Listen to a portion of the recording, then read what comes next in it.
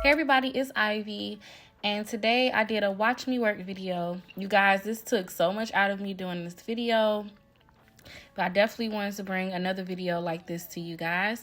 And I did this super cute highlighted wig on my beautiful client. It was so easy to do. If you guys want to see how to install this, keep on watching. So the wig I'm using today is from Curlyme, and this is a lace frontal wig, and I really love this wig because it comes in this beautiful blonde and brown color. I just love it so much, you guys. Like, this color on this wig was amazing. It is a lace frontal unit, and it did come with HD lace, which I absolutely love. So the wig was nice and full, and the curls were so juicy, and this is how the inside of the unit looks, okay? So you do want to go in and bleach your knots. As you guys can see, I already did that. So the first thing you want to start with is straight backs, and then you want to go ahead and gel back your edges.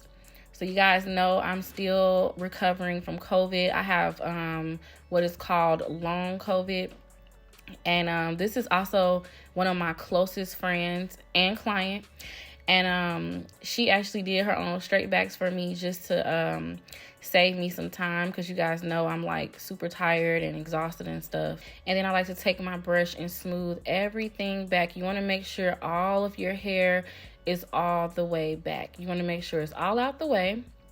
And then I'm going to go in with my stocking cap, and I'm going to just place that on her head. And we are going to do a bald cap method today. So I just put that on over her whole head and then over her ears. And I'm going to go back and cut holes right by her ears so everything can fit, you know, on her head perfectly. And now I'm going to use my Got2b spray, and I'm just going to spray this on the hairline. And what this is going to do is help the cap stick to your head. I don't know why she being so dramatic.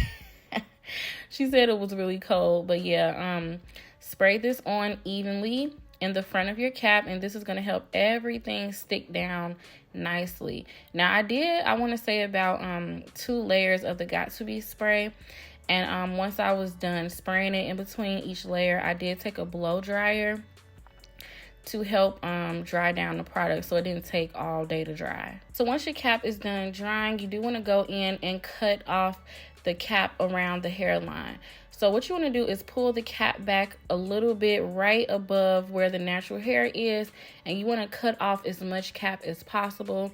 I kind of do like a rough cut, and then I go back and clean up any remaining cap that's left on the skin. And you really want to take your time with this process because you don't want to cut your client.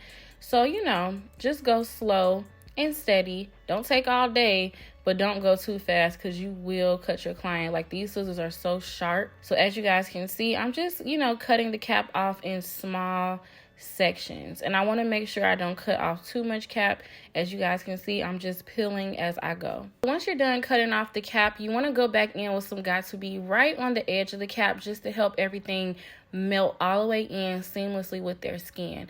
Now don't skip this step because this is really important for a flawless melt. You want to go back in and put a little bit of that Got2b on your finger and rub it on the cap, and at the same time have your blow dryer and just blast it and kind of slick that cap right back down. Now I'm going on top of my cap with some foundation powder that's the same color as her skin, and then I'm just going to clean up everything with some alcohol.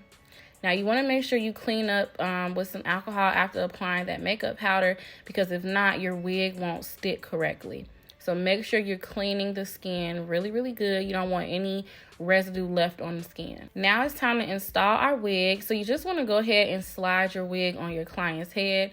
And me and her started kind of laughing because the wig, y'all, at first I was scared it was too small.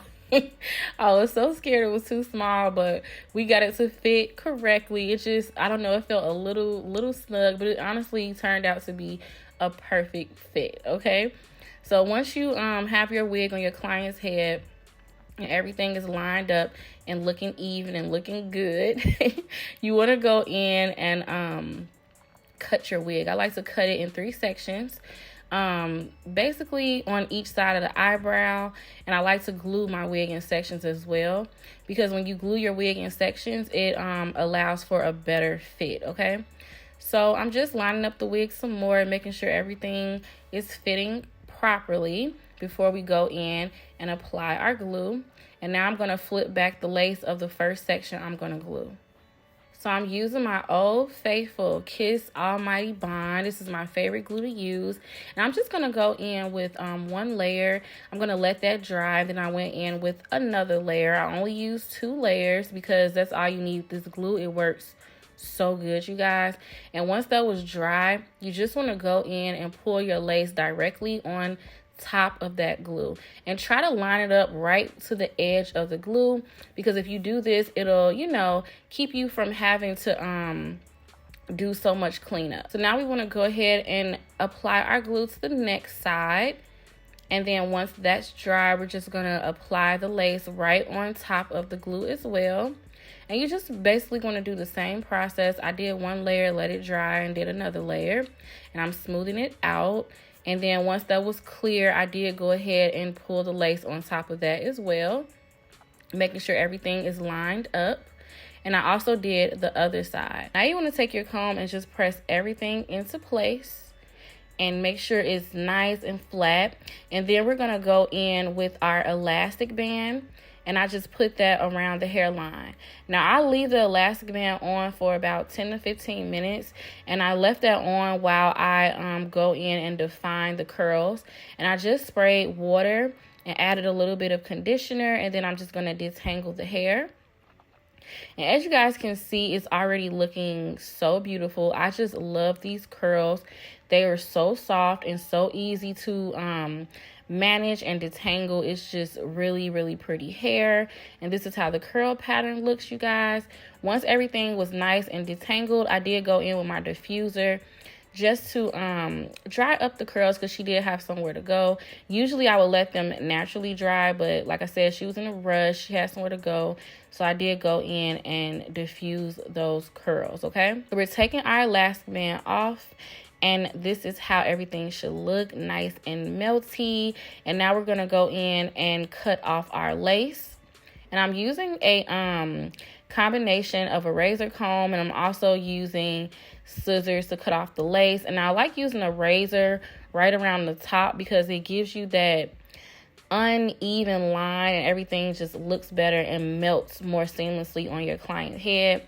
So right around the top, you always want to use your razor. Now when you get to the area around the ear, you can actually go in and use scissors to cut that area. Now you can use a razor comb for the whole part, but this is just how I like to do it. I don't feel the need to use a razor comb on this section. This just helps me get a nice clean cut when I use my scissors. As you guys can see, I'm just cutting that off. And then we're going to go in and just press everything again. Make sure all the lace is nice and smooth. And as you guys can see, melty honey. Now I'm pulling out my hair to do her baby hairs. And I was just so in love with how seamless this looks. She really didn't need any baby hairs, but she wanted some baby hairs.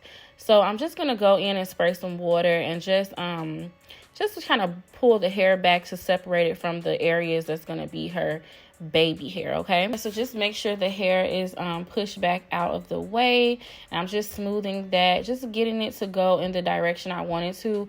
Usually for this step, I like to use a hot comb. But since the hair was curly, I just, went in and used water and a brush. And it worked pretty well because this wig, it just laid so perfectly, you guys. And now we're going to go in and cut our baby hair. And I'm just using a razor. And I'm just cutting that on the angle just so none of the baby hair is blunt, because I hate blunt cut baby hair.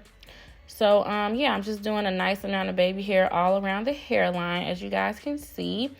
And I did it kind of long, just in case she wants to brush them back or leave them down or go back in and customize them herself.